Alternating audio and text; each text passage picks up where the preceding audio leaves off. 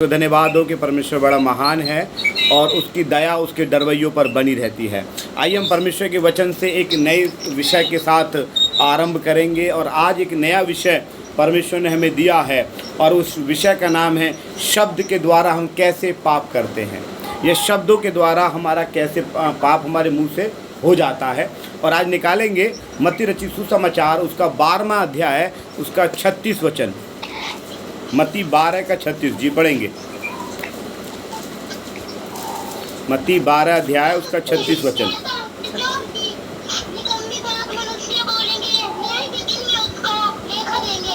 हाँ, ऐसा लिखा हुआ है, और मैं तुमसे कहता हूँ कि जो जो निकम्मी बातें, जो का मतलब है बहुत प्रकार की बातें हैं। जो आ गया तो इसका मतलब बहुत सी बातें हैं। जो निकम्मी बातें मनुष्य कहेंगे, न्याय के दिन वे हर एक बात का लेखा देंगे। इसका मतलब न्याय के दिन हम अपने पाप और पुण्य का ही लेखा नहीं देना पड़ेगा, हमें अपने शब्दों का भी लेखा देना है। एक एक शब्द का हमें लेखा देना है। आप देखो, बड़ा गंभीर बात है। सोचेंगे तो बड़ी अजीब और गंभीर बात समझ में आ रही है कि परमेश्वर क्या करेगा, एक एक शब्द का हमें लेखा, शब्द के द्वारा पाप। अगर आप इंग्लिश में देखेंगे, इंग्लिश में अगर इंग्लिश बाइबल नहीं है अगर आपके पास, लेकिन इंग्लिश में लिखा हुआ है जो केयरलेस बात बोलेंगे। कौन सा? केयरलेस। हिंदी में बस बात लिखा हुआ है, इंग्लिश में लिखा केयरलेस। केयरलेस का मतलब बिना सोचे समझे, जिसका कोई अर्थ नहीं है, जिसका कोई लॉजिक नहीं है, बिना केयरलेस। और आजकल केयरलेस बात करने का ज़्यादा चलन में है, और इसलिए मैं इस वचन को बता रहा हूँ।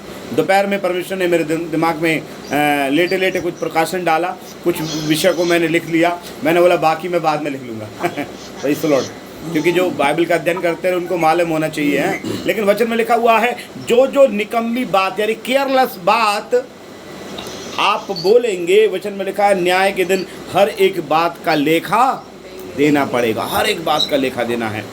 और इसीलिए दाऊद राजा, अगर आप देखेंगे भजन 17 वर्स नंबर 3, 17 का 3 पढ़ेंगे, और भजन संगीता 39 का 1 भी पढ़ देना, और भजन संगीता 19 का 14 भी पढ़ देना। 3 वचन। तूने मेरे हृदय को जांचा है। हाँ, 17 का 3 में क्या लिखा हुआ है? तूने मेरे हृदय को जांचा है, तूने रात को मुझे देखा है, तूने मुझे परखा परंतु कुछ भी कोठापन नहीं पाया। हाँ, मैंने ठान लिया कि मेरे मुंह से अपराध की बात नहीं निकलेगी। दाऊद राजा इस वचन को जो मत्ती में आया है बहुत साल पहले जान लिया। वो कह रहा मैंने ठान लिया है। क्या आपने और मैंने ठाना है कुछ? परमेश्वर के वचन में लिखा हुआ है मैंने ठान लिया। क्या ठान लिया? कि मेरे मुंह से अपराध की बात नहीं निकलेगी, अपराध की बात मेरे मुंह से नहीं निकलेगी। इसी को भजन संगीता 39 का 1 में क्या कह रहे हैं, वो दाऊद कह रहे हैं 39 का 1 में ऐसा लिखा हुआ है, मैंने कहा मैं अपनी चाल चलन में चौकसी करूंगा ताकि मेरी जीभ से पाप ना हो।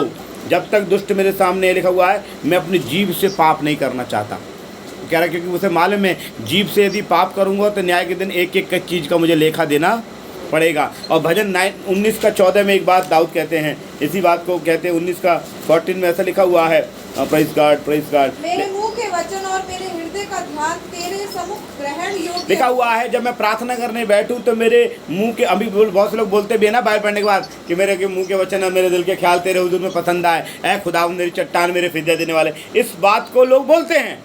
अगर आप मेन लाइन चर्चेज में बोलेंगे तो बाइबल पढ़ने के बाद ये वचन जरूर बोलेंगे, क्योंकि उनके दिमाग में क्या है, मेरे मुंह के वचन और मेरे हृदय का ध्यान तेरे सम्मुख ग्रहण योग्य हो। वो कह रहा है मेरे मुंह के वचन को प्रभु तू ग्रहण करता है, परमेश्वर हमारे मुंह से। तो अभी हम देखेंगे हम मुंह से कौन कौन से पाप करते हैं। आपको मालूम है शब्दों से हम कैसे पाप करते हैं? नीति वचन में 18 का 21 में बड़ा अच्छा लिखा हुआ है। नीति वचन 18 अध्याय उसका 21 वचन में ऐसा लिखा हुआ है, जीभ के वश में मृत्यु और जीवन दोनों होते हैं, जो उसे काम में लाना जानते हैं वो उसका फल भोगेंगे। बाइबल में लिखा हुआ है जीभ का फल हम भोगेंगे। अब जीभ को कैसे हम इस्तेमाल में लाते हैं? आइए कुछ मैं पॉइंट बताना चाहता हूँ। कुछ पॉइंट हैं, कुछ बातें हैं जो हम जीभ के द्वारा पाप करते हैं।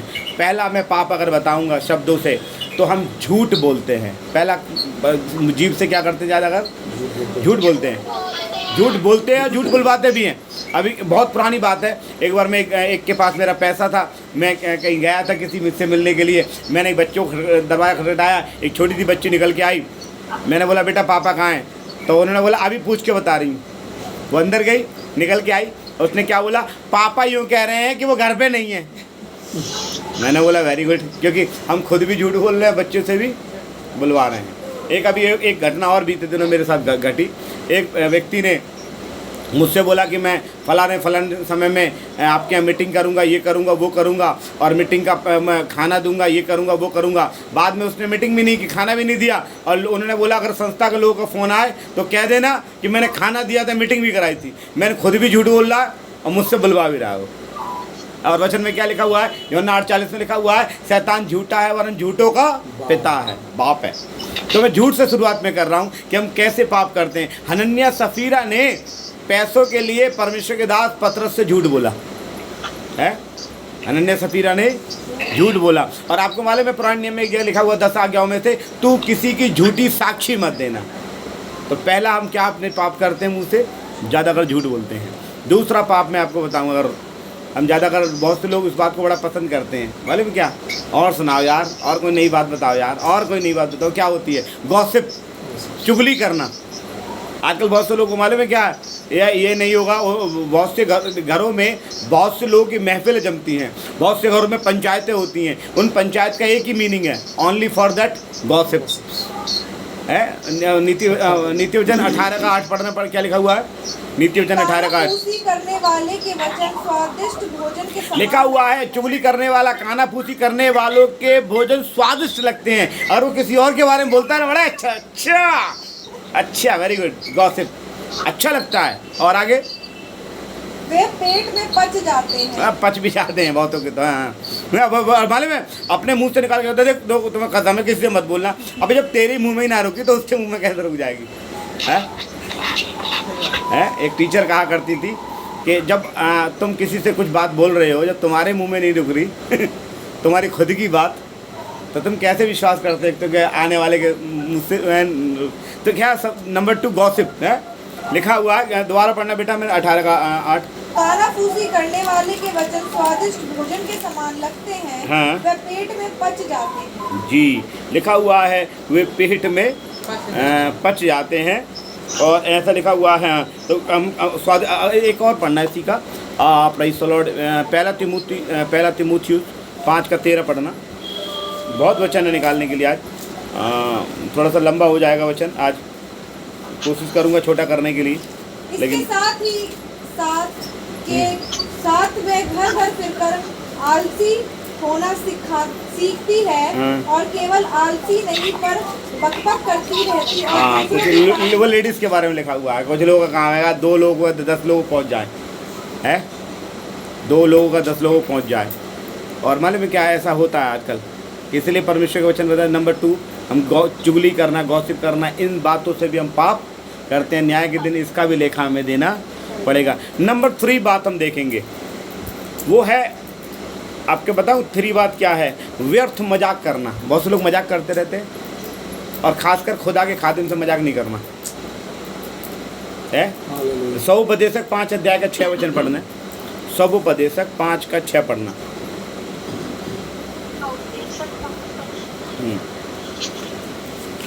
सौपदेशक उसका 5:6 वचन ऐसे प्रकार लिखा हुआ है,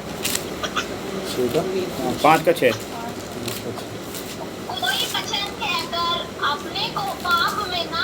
ऐसा लिखा हुआ है, कोई वचन कहकर, आपको मालूम बहुत से लोग बहुत से वचन कह के पाप में फंस जाते हैं। अब जैसे एक व्यक्ति कह रहा आ रहा, आप मेरा मन, परमेश्वर ने मेरे मन में डाला है, मैं आपको 3 जोड़ी शर्ट दूंगा, और पादरी इंतजार में है कि 3 साल हो गया 3 जोड़ी शर्ट नहीं आया है।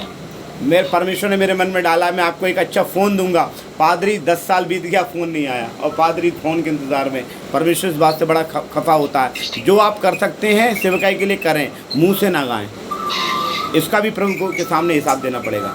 आज बहुत से लोग झट से निकाल देते हैं, अच्छा एक काम करो पादरी साहब, ये काम कर लो, ऐसा अभी मैं दे रहा हूँ आपको पैसा 15,000 रुपये, अभी 20,000 रुपये डाल रहा हूँ आपके अकाउंट में, मैं अभी आपके लिए ऐसा करने वाला हूँ, मैंने आपके लिए एक ऐसा बढ़िया सा कंप्यूटर सोचा हुआ है। क्यों बोल रहे हो जब तुम कर नहीं सकते? वचन में लिखा हुआ है, जो जो मुंह से निकाल दिया ना, लिख लिया प्रभु ने, अच्छा तूने ऐसा बोला। और खासकर परमेश्वर के दास के प्रति वो ज़्यादा अवेयर है। ऐसा लिखा हुआ है, बड़ा 4 में तो बड़ा अच्छा लिखा हुआ है, जब तू परमेश्वर के लिए मन्नत मांगे तब उसको पूरा करने में विलम्ब ना करना, क्योंकि वो मूर्खों से प्रसन्न नहीं होता। जो मन्नत तूने मानी है उसे पूरी करना, मन्नत मानकर पूरी ना करने से मन्नत का नाम मानना ही अच्छा है। आगे 6 वचन में उसी को इंक्लूड किया है परमेश्वर ने, कोई वचन कहकर अपने आप को पाप में ना फंसाना। आपको मालूम है कुछ लोग परमेश्वर के दास को मूर्ख समझते हैं। मैं आपको एक कहानी बता रहा हूँ हमारे शहर अलीगढ़ की। एक प्रचारक था, साइकिल पे चला करता था बेचारा। उसकी साइकिल उसके पापा की थी, टूटी फूटी बड़ी सी।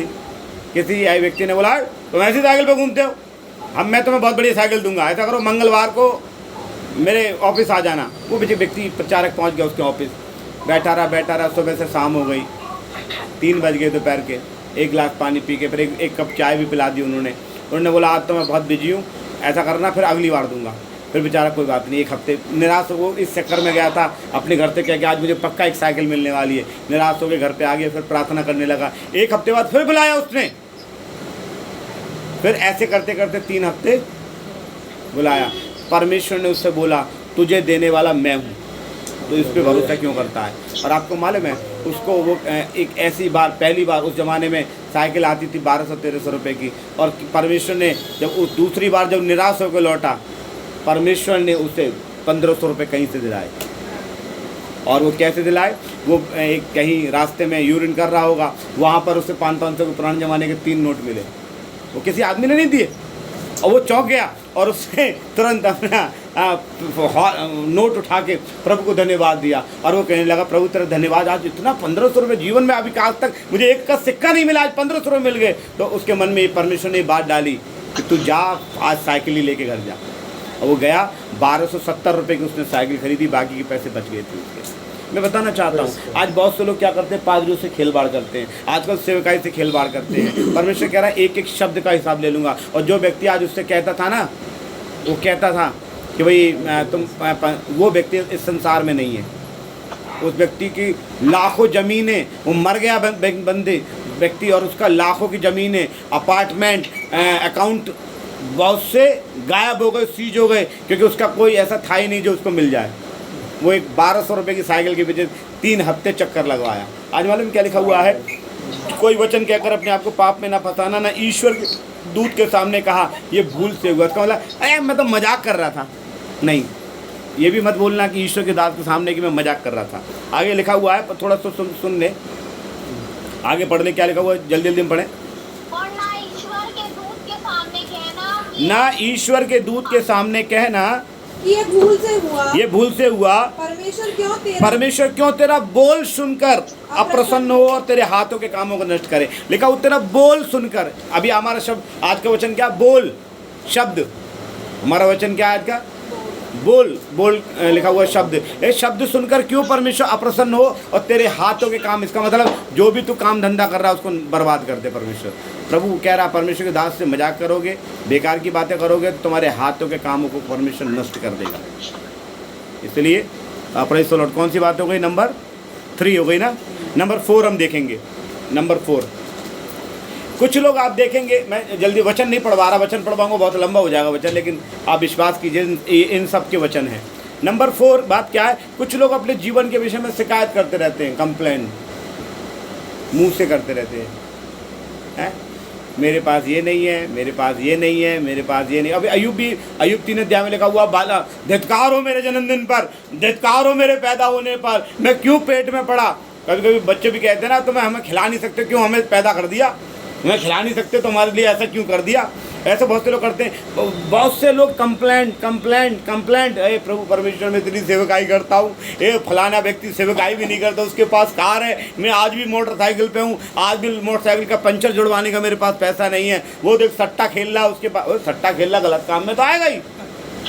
लेकिन हमारा जीवन क्या हो जाता, कंप्लेंट करने वाला। मैं एक लाइन में ख़त्म कर रहा हूँ इस वचन को, अगर इसको ज़्यादा बोलूँगा आप समझ रहे हैं, समझदार हैं। अपने जीवन के विषय में कंप्लेंट ना करें, वरन उन जीवनों को देखें जो आपसे भी ज़्यादा डाउन है।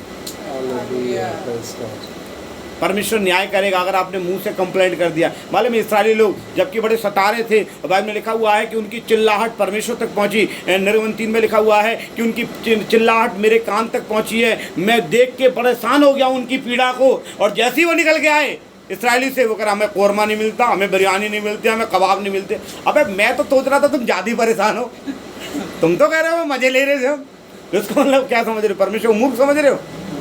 इसराइल लोग क्या करते, अगर आप 3 अध्याय पढ़ोगे, उसका शुरुआत के 6-7 वचन पढ़ोगे, 9 वचन पढ़ोगे, तो कह रहा है हे मूसा उनकी चिल्लाहट मैंने सुनी है, देख मैं उतर आया हूँ, चित लगाया, दैट बहुत सी बातें मिलेंगी। और आगे पढ़ेंगे गिनती में 14 अध्याय में, तो कह रहा हे परमेश्वर वहाँ में कोरमा बिरयानी मिलते, कबाब बढ़िया बढ़िया मिलते, और आपने तो कोई लखनवी कबाब मिलते बेहतरीन वाले, और खुदावंद तुम हमें कहाँ से निकाल लाया। इसको मतलब कंप्लेंट करते रहते थे, और जितना वो कंप्लेंट करते थे उतना ही तबाह हो गए, बर्बाद हो गए, और कोई बचा नहीं है। इसलिए नंबर 4 आप कंप्लेंट ना करें। नंबर 5 उसी कंप्लेंट से मिला जुला है। नंबर 5 वो क्या है, फिलिपियो 2:14 निकाले जल्दी से, जल्दी पढ़ें, मेरे पास समय की कमी है। फिलिपियो 2:14 जी। सब काम बिना कुड़कुड़ाए, ऐसा लिखा हुआ है सब काम बिना कुड़कुड़ाए और बिना विवाद के किया करो। नंबर 5 बात क्या है कि अपने जीवन को लेकर कुड़कुड़ाना बड़बड़ाना नहीं चाहिए। सुबह से लेकर तो सुबह उठो, धन्यवाद करो, गिड़गिड़ाओ, प्रेजिंग करो, गिड़गिड़ाओ, पर कुड़कुड़ाओ मत। आजकल बहुत से लोग क्या करते हैं, अपने मुंह से कुड़कुड़ाहट कर परमेश्वर के न्याय के दिन इसका भी लेखा ले लिया जाएगा कि हम कितनी बार कुड़कुड़ाए बुड़बुड़ाए। वचन में लिखा हुआ है फिलिपियो 2:14 के अनुसार हम कुड़कुड़ाएं बुड़बुड़ाएं नहीं, क्योंकि जो कुड़कुड़ाता बुड़बुड़ाता है वो परमेश्वर की निष्कलंक संतान नहीं है। हमें परमेश्वर का बेटा और बेटी बनकर स्थिर रहना है, इसलिए कुड़कुड़ाएं बुड़बुड़ाएं नहीं। गिनती 14:26 में लिखा हुआ है, गिनती जल्दी पढ़ दें, कुछ वचन पढ़वा रहा हूँ, ज़्यादा नहीं पढ़वा रहा, क्योंकि समय इंटरनेट पर समय और डाटा भी बहुत लगता है, इसलिए प्रेज़ द लॉर्ड। 14:26 में लिखा हुआ है, फिर यहोवा ने मूसा और हारून से कहा, ये बुरी मंडली मुझ पर कुड़कुड़ बुड़बुड़ाती रहती है और मैं कब तक सहता रहूँगा। इस्राएल जो मुझ पर बुड़बुड़ाते रहते हैं उनका यह बुड़बुड़ाना मैंने सुना है। इसका मतलब परमेश्वर कह रहा है तेरे बोल को सुनता हूँ, तेरे बुड़बुड़ाने कुड़कुड़ाने को भी सुनता रहता हूँ। है बुड़बुड़ाते कुड़कुड़ाने को भी परमेश्वर क्या कर रहा है, सुन रहा है। आप कुड़कुड़ाएं बुड़बुड़ाएं नहीं, आप अपने जीवन को लेकर कुड़कुड़ाएं बुड़बुड़ाएं नहीं। परमेश्वर आपसे प्रेम करता है, परमेश्वर ने आपके विषय में कुछ अच्छा सोच रखा है, बहुत अच्छा सोच रखा है। कई लोग ऐसे सोच रहे हैं मेरी ज़िंदगी में ऐसा कुछ नहीं है, मेरे जीवन में ऐसा कुछ नहीं है, अपने जीवन को लेकर कुड़कुड़ाते। मैंने पहला अभी नंबर 4 बोला था, कंप्लेंट करते रहते, शिकायत करते रहते। नंबर 5 बोल रहा हूँ, उसी का एक पार्ट है, कुड़कुड़ाते बुड़बुड़ाते रहते हैं, इसको नहीं करना चाहिए। नंबर 6 में बोल रहा हूँ, 5 के बाद 6 बोल रहा हूँ, डींग नहीं मारना चाहिए कभी कभी। अब आप सोचिए, अब कुड़कुड़ाने बुड़बुड़ाने से एक नया एक बात बताना है। डींग समझते हैं आप? हम लोग मीटिंग में जाते हैं, मीटिंग में जाते हैं तो हम बहुत से लोग पास्टर मिलते हैं। मेरे पास बहुत अच्छा चर्च है, मेरे पास बहुत अच्छी कांग्रेगेशन है, मेरे पत्नी ये है, मेरा वो फलाना ये है ठिकाना, और जब उनके घर पे जाकर देखोगे तो कुछ नहीं है। अगर बहन संगीता 73 का 9 देखना, 73 का 9,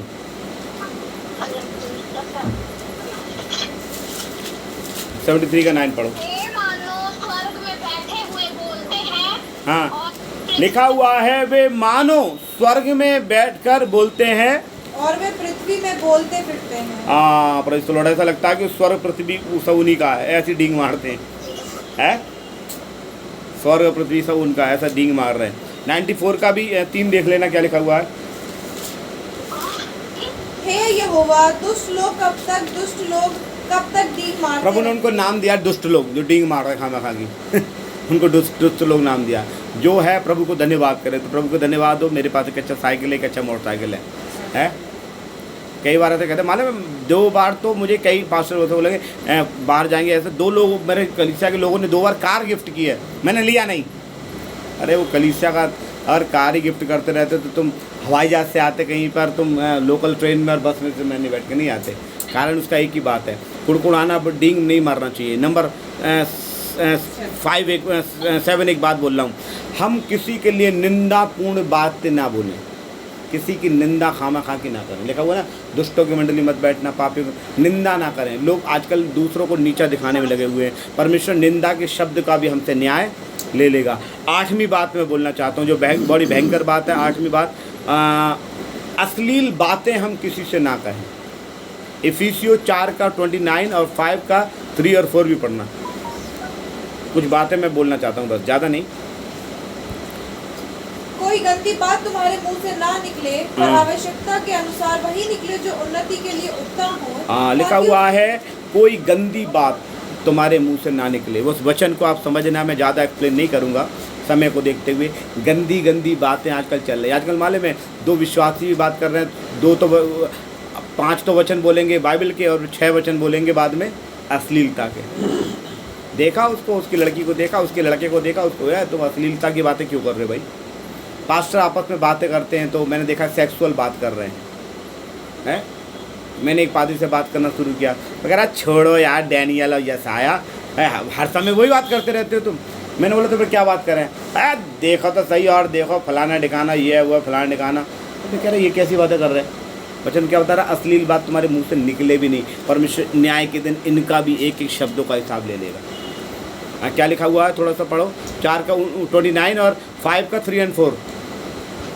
कोई गंदी बात तुम्हारे मुंह से ना निकले, पर आवश्यकता के अनुसार वही निकले जो उन्नति के लिए उत्तम जो हो। अच्छी बात हो वो निकालो ना, उन्नति के लिए, ताकि उससे सुनने वालों पर अनुग्रह हो। हाँ। 3 और 4 पढ़ो बेटा। 5 जैसा का पवित्र लोगों के योग्य है, वैसा तुम में व्यभिचार और किसी प्रकार के अशुद्ध काम या लोभ की चर्चा तक ना हो। लिखा हुआ लोभ की भी चर्चा मत करो, और ना अशुद्ध काम की चर्चा मत करो, निर्लज्जता की व्यभिचार की चर्चा मत करो, और ना मूर्खता की बातचीत ना की। बेकार की बात है मूर्खता की बातों की भी चर्चा मत करो। अगर मैं इनको भी पॉइंट बना लूँ तो 4 पॉइंट नहीं हो जाएंगे, लेकिन मैं इसको पॉइंट नहीं बना रहा है, नहीं करो। और आगे, ना ठट्टे की, ना ठट्टे की, क्योंकि ये बातें शोभा नहीं देती। ये बातें शोभा नहीं देती। ठट्टे की बात भी शोभा नहीं देती। ठट्टा मजाक की बात भी मत करो, हैं। लिखा हुआ है वरन धन्यवाद भी सुना जाए। तो ये अश्लील बातें, ठट्टे की बातें, बेकार की बातों को भी छोड़ना चाहिए, ठीक है। कितना पॉइंट हो गया, 9 बात है। 10वां हम देखेंगे, किसी के लिए हीन भावना के शब्द मत बोलो। बेचारा गरीब है, उसके सामने ही बोलो, अरे हाँ मुझे मालूम है तुम्हारे घर में खाना नहीं है, हाँ तुम्हें मालूम है हमारे पास कुछ कपड़े पड़े हैं, कुछ दे देंगे तुम्हें कुछ। उसको लिए किसी को छोटा मत दिखाओ, है। आप किसी को मदद कर रहे हो, मदद करो। मैंने कई लोगों को मदद करता हूँ और किया भी है, लेकिन उनका एक तरीका है। बहुत से लोग हीन भावना समझते हैं। एक बार एक व्यक्ति थे एक शहर में, प्रेज़ द लॉर्ड, एक व्यक्ति एक शहर में थे, तो बता रहे पादरी साहब, वो आया था पादरी, देखा उठ के गया, मैं बड़ा गरीब सा था बेचारा। मैंने उनसे बोला जाड़े में कहाँ पर आता, मैंने बोला मछली खाओगे, बोले जी फिश, हाँ तो सर मैंने बहुत दिन तो नहीं खाया। बेचारा ऐसे खा रहा था मछली, ओ उसको क्यों हीन भावना, उसको बिल्कुल डाउन कर दिया। मैंने जो उसके बाद उसके घर में मैं प्रार्थना करने लगा, प्रार्थना करके मैं जाने लगा, उस व्यक्ति ने एक वो निकाला लिफाफा, उसमें पैसे रखे दिया। उन्होंने बोला नहीं मैं संपन्न हूँ, मुझे ज़रूरत नहीं है। मेरे साथ एक व्यक्ति थे, उन्होंने बोला भाई साहब आपने उनसे क्यों नहीं लिए। मैंने वो 10 जगह गाएगा उससे नहीं लेना।